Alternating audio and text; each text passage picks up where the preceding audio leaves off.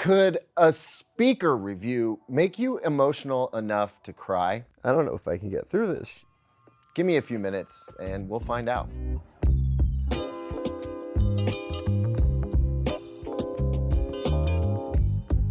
Welcome back, everyone. I'm Caleb Denison, and today we're going to talk about the GoldenEar T66 floor standing speaker.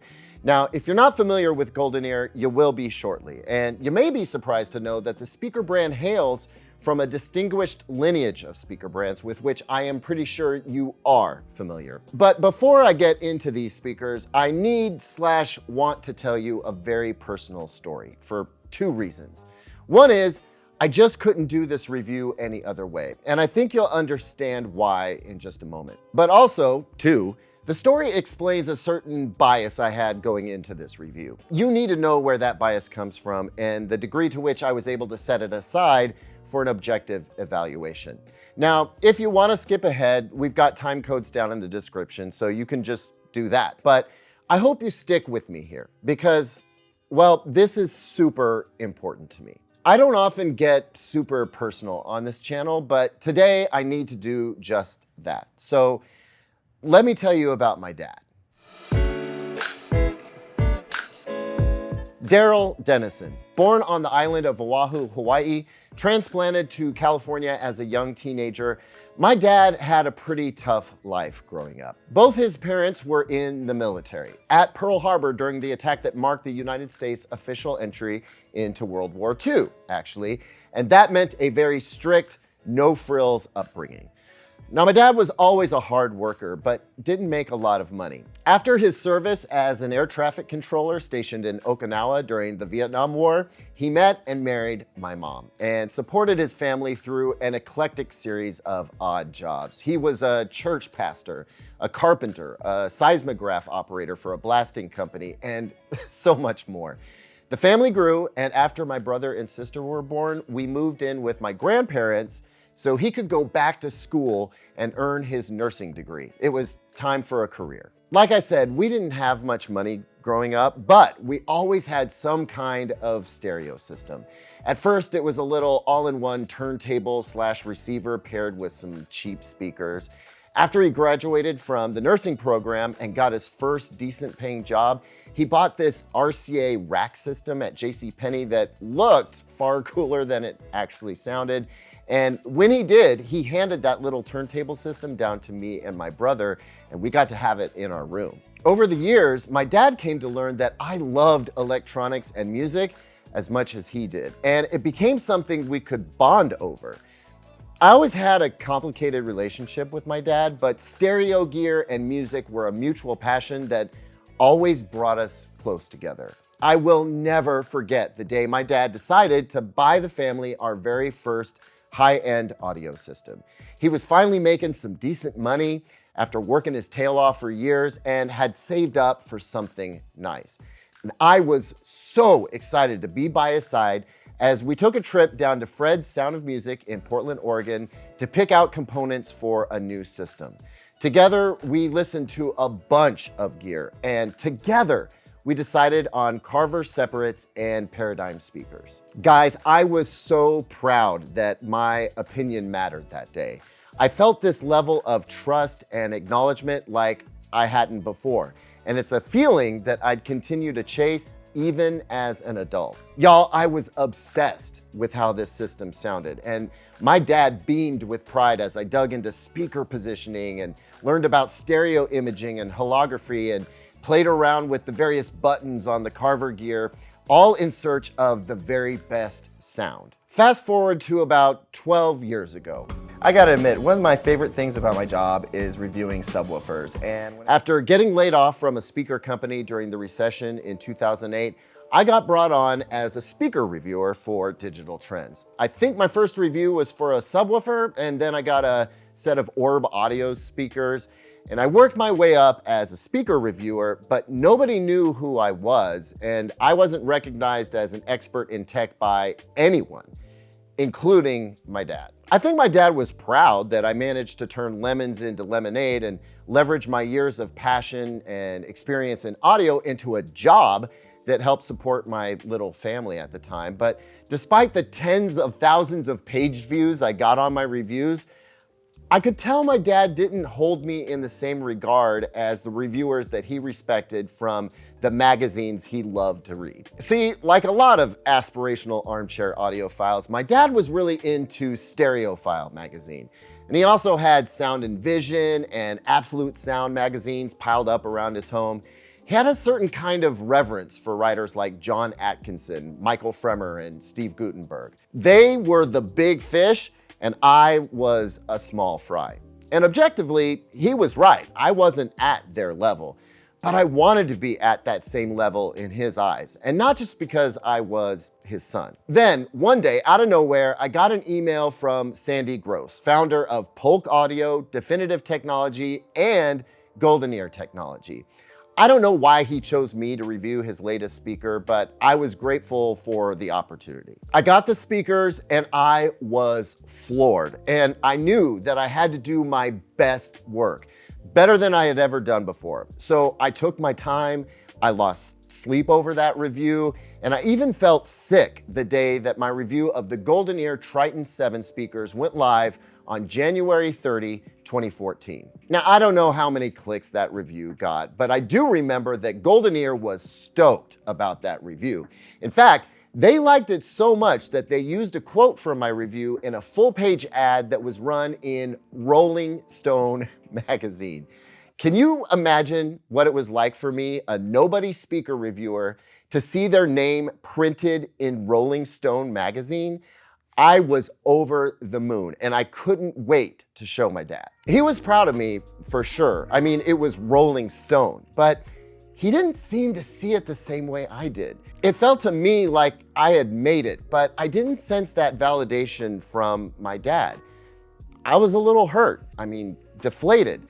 I know my dad loved me and was proud of me, but damn it, what would it take for him to put me on the same pedestal that he put these other writers? I may be wrong about this, but I got the feeling he'd have been more excited if he'd seen my name alongside those other writers in their magazines. Well, time went on. I reviewed another set of GoldenEar speakers, the Triton 5, and once again, GoldenEar used a quote from my review in their advertisements for those speakers. Only this time, the quote wasn't in Rolling Stone, and I wasn't the one who found it. My dad found the ad and the quote in his precious Stereophile magazine, and he showed me. Now, if you're not an audio nerd, that might not carry much weight for you. Maybe you don't understand why the mere memory of that moment sparked so much emotion for me. I guess you'll just have to trust me when I say that that was a big deal. I finally felt like my dad respected me. I'm sure he always did. That's just how I felt at the time. Anyway, I went on to advance as a tech reviewer. I moved into televisions as my primary focus, but I've always treated myself, and I hope others, to a speaker review when I think I found something special. And that included, among many others, the GoldenEar Triton 1 and Triton reference speakers. Now, I couldn't afford to buy my dad anything quite as fancy as the Triton 1, let alone the Triton reference, but I did manage to buy my dad a pair of Triton 5s, the same speaker model that landed my name in Stereophile magazine, even if it wasn't because I was writing for Stereophile mag. And guys, I can't tell you how tickled my dad was to get these speakers from his son. The boy he worked so hard to raise and support, the boy who sent him off to work countless graveyard shifts at one job only to have to turn around and work day shifts at another. The boy he insisted on learning how to speak and write proper English. The boy with whom he shared his misunderstood passion for sound and audio gear. Guys, my dad got to enjoy those speakers in his tiny home for a solid 6 months. And then, quite suddenly, he was in the hospital fighting for his life. Esophageal cancer. He was gone in 2 weeks.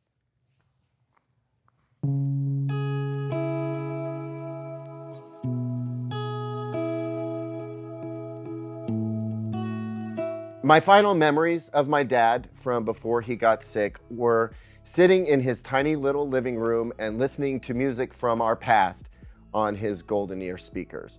I had converted an old Genesis live concert cassette into a CD, and we sat there remembering the past 35 years and how we had arrived at that very moment. And we cried. That's the last time I saw my dad outside of his deathbed, together in that little room with his GoldenEar Triton 5 speakers. And I still have those speakers. So yeah, maybe you can imagine that living with and evaluating and reviewing the new GoldenEar T66 has been a really emotional journey for me. And hopefully you can understand that there's just no way I could talk about these speakers without acknowledging what the brand has meant to me personally. With that said, I still think I can provide a pretty objective review of these speakers, and it is with a great amount of joy and relief that I'm able to tell you that they are outstanding.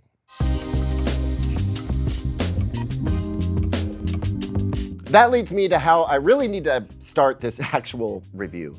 The T66 here are the first speakers produced by GoldenEar since Sandy Gross stepped down as president emeritus. And I don't think there's anyone familiar with Sandy Gross and the GoldenEar story who couldn't have just a little bit of concern about whether the company could or would successfully carry on Sandy's legacy. Like it or not, I think we all tend to form some sort of emotional attachment to the brands that we like.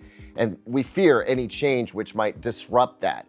I mean, I feel the same way about Klipsch right now, but that's a different story for a different day. But here we are with the T66, and it's almost all great news. Now, there are some notable shifts away from elements that historically made GoldenEar speakers iconic. For example, the T66 sports an integrated, non-removable metallic grille rather than the cloth-covered plastic grills or full-on sock-style wraps that we've seen on GoldenEar speakers past. There's also bi-wireable speaker terminals on the back. That's new. And internally, GoldenEar would like you to know about the use of AudioQuest wiring and AudioQuest approved crossover components. The Quest Group now owns GoldenEar. GoldenEar points to a few other developments unique to the T66, including the addition of the gloss Santa Barbara red finish, which we have here. That's in addition to the gloss black finish that they've always had, a new cast iron base, and dramatically augmented crossover design. But for all the differences, much of the speaker's design and engineering remains unmistakably GoldenEar, including the use of a DSP-controlled subwoofer amplifier, cast basket mid-bass drivers with phase plugs, the stalwart AMT folded ribbon tweeter, and planar bass radiators, which are activated by two 5x9-inch quadratic subwoofer drivers. The culmination of all that is a tall, slender speaker that comes in at about 48.8 inches high, 14.75 inches deep, and just 7.5 inches wide. But let's get back to the driver complement and the subwoofer amplifier really quick. What we have here is an MTM arrangement up top. A 4.5-inch mid-bass driver, the AMT ribbon tweeter with a finessed wool material on the baffle to absorb diffractions, then another 4.5-inch mid-bass driver. Just below that, we have one of the 5x9 active woofers, and the other active woofer is all the way down here at the bottom. GoldenEar says spacing them out this way aids in driving these two passive bass radiators on either side of the speaker. The active subwoofer drivers up front here are both driven by a 1000 watt DSP controlled amplifier. And when they move in and out, these passive bass radiators move sympathetically. So essentially, you've got four separate surfaces making bass in each speaker. More on that benefit in a moment. Now we have AudioQuest speaker cables along with AudioQuest NRG Z3 power cables, and these were sent along as a bonus, though I am quite sure the stout power cables that come with the speakers are perfectly sufficient. Not gonna lie though, kind of like how these look, matching up with the wrap on the speaker cables. Now the T66 have a sensitivity rating of 91 dB per watt as measured from 1 meter. This makes them slightly more sensitive than most high-end speakers, but not nearly as easy to drive as, say, a horn-loaded Klipsch speaker. That is to say that you don't need a massive amp to drive these speakers. In fact, I drove them to very satisfying sound pressure levels with my little 35 watt per channel Dynaco ST70 tube amp here. But I will say that the speakers offered far better dynamics when I used our Anthem STR integrated amp. And since I'm talking about gear, here's what else I used to evaluate the T66. On the source side, I have the EAT B-Sharp turntable with Ortophone Blue cartridge, a Cambridge Audio Alva Duo phono preamp, a Magnetar UDP 900 disc player. I used the dedicated balanced stereo outputs only. And then there was the Dynaco Pass 3 tube preamp, ST70 tube amp, and I even tossed in the Name Unity Nova in the mix just for fun toward the end. I used a mix of pristine vinyl records, Redbook CDs, Super Audio CDs, 4K Blu-rays, and high-res lossless streaming from Apple Music for my content sources. Now, how to describe the sound? Well, I guess that's really my job here, isn't it? Always a challenge, but I think I've got this. I think I'll start by saying that at no point did I ever bring in an external subwoofer. Not only did I never feel the need to bring in more bass, but I was so supremely satisfied with the T66's bass performance that I just didn't want to mess with it. Now, I suppose that in a movie system, one could benefit from adding a dedicated subwoofer, but I'm telling you now that if you're gonna bother adding a sub to the T66, it better be a massive air-moving titan of a subwoofer, because the only thing to be gained by adding a sub is a glut of wall-shaking, booty-massaging sub bass that only a 15-inch or larger tank of a sub can deliver. For music, just leave your standalone subwoofer off. You will neither need nor want it. For movies, most of you out there won't need a separate sub. The T66 can make bass that you can feel if the content calls for it. But while the T66 can dress down in Dickies and operate a jackhammer like a pro, it is just as comfortable donning a tailored Armani suit and handling the contrabass and timpani duties at the symphony. And it covers everything in between. Gritty rock bass, punchy slap and funk bass, woody upright acoustic jazz bass, and it gives the same genre-agnostic treatment to drums as well. Deep, blooming kick drums on rock albums, tight, punchy kicks on jazz records, and massive orchestral percussion were all reproduced with agility, authority, and truthful tonality. And with power in reserves, too. True story, my robot vacuum managed to tug free the power cable to the right speaker without my knowledge, and I listened to the T66 just one subwoofer array in operation for a good 2 days without feeling like I was missing any bass. It wasn't until I plugged the right speaker back in that I realized the true impact of having perfectly balanced bass in every square inch of this studio. I mean, honestly, I don't feel like using the term subwoofer when talking about this speaker because I worry that it's gonna have a certain connotation to the nature of the T66's bass performance, which does not apply. The T66 doesn't do subwoofery bass until it is supposed to do that. It's just lusciously, seamlessly integrated, musical, tuneful bass, and I am here for it. But I feel like I've gotten a little bit ahead of myself. Let me back up a moment and tell you that I had a really hard time getting away from my vinyl collection while evaluating the T66. Every record I put on was rendered with such realism. There was so much life to the music, especially with vocals. Guys, I've always had a great respect for Nancy Wilson as a vocalist, but the T66 speakers made me fall in love with Nancy Wilson's voice all over again. The presence I experienced made me feel like all of the actual Nancy Wilson was in my room, not just a picture of her face, you know? Like the T66 made listening to her records feel like listening to the master tracks at the studio as opposed to the radio edit in a car. Same thing happened when I listened to my John Coltrane with Johnny Hartman record.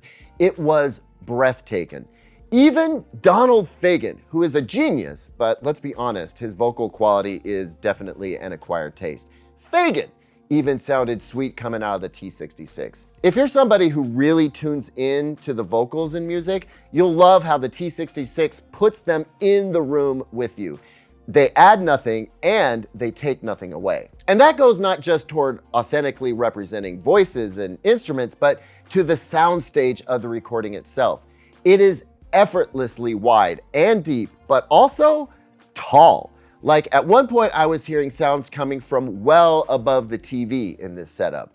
It's all sonic holography and psychoacoustics, but it really sounded like I could hear an 8-foot tall Michael Brecker in the front of my room when I played Joni Mitchell's Dry Cleaner from Des Moines off her Shadows and Light album. But perhaps the most remarkable thing about the T66 is that it pulled off all of these awesome, lifelike musical qualities at just about any volume level. Sure, I listened at reasonable volumes and unreasonably loud volumes, and the T66 never gave up on dynamics, never got harsh or strained, never got shouty with compressed mid-range, but magically, the T66 sound amazing at super low volume levels too. If you've ever felt like you may as well not bother turning on your hi-fi system late at night because you can't listen at the volume levels that bring out the best in your system for fear of waking someone up or disturbing them, if you're in an apartment and just can't turn your speakers up much, try the T66. They will delight you at any volume level, and that includes super low levels. Honestly, I could go on raving, and you know, maybe I will, but I do need to acknowledge that the T66 is not gonna be everything for everyone.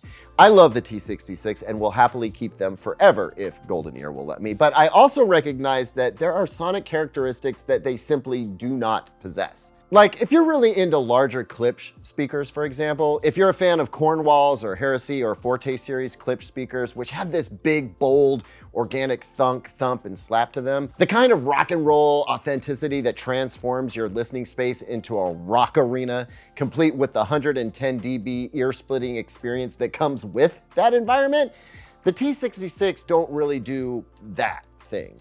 They rock, for sure, but they tend to rock with a little bit more decorum. They are less Harley gas hog and more Ducati Diavel. Still a fire breather that will get you there, just in a different style. And I'll go on. Like as a trumpet player, how a speaker reproduces brass overtones is a critical performance metric, and the T66 deliver. How easy the speakers are to set up is another crucial factor, and the T66 are about as effortless as they come in that regard. Are they expensive?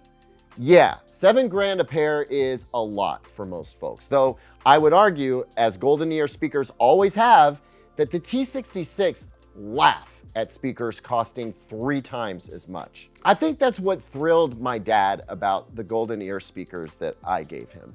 He finally got the kind of sound that he had always dreamed of hearing in his own home, but thought that he'd never get to experience because he was sure that that kind of sound came with a price tag that, despite his hard work and career advancement over 6 decades, might have always been out of reach. Guys, the last few months, I've spent hours listening to records that define my childhood relationship with my dad. He's been gone for over 7 years now, yet I feel closer to him than ever before. You know, I think a lot of folks tend to look at loudspeakers as toys. Bro wants a rad stereo. Or as tools. You like to hear music and you need something to make it in your home, right? But if the experience and memories made with my dad have taught me anything, it's that a pair of speakers can be as personal and treasured as a fancy watch that gets handed down from generation to generation. A family heirloom, an object that can carry the spirit of the loved ones who enjoyed it before us, evoking memories of a time long past. The T66 aren't the exact same speakers that my dad and I gathered around just weeks before he left me, but they carry on the same tradition, one I will share and pass along to my own daughter. When I'm gone, I want my little girl to remember the times we spent on the couch, listening to music together, escaping the noise of the world around us in favor of the sonic consonance and dissonance that literally shapes our souls. And when she does, I imagine the GoldenEar T66 will be there too. Thanks so much for watching, everyone. I really hope you enjoyed this review. It meant a lot to me. Let me know what you think down in the comments. Be nice. Like and subscribe. I'll see you on the next one. And until then, here's 2 other videos I think you might like.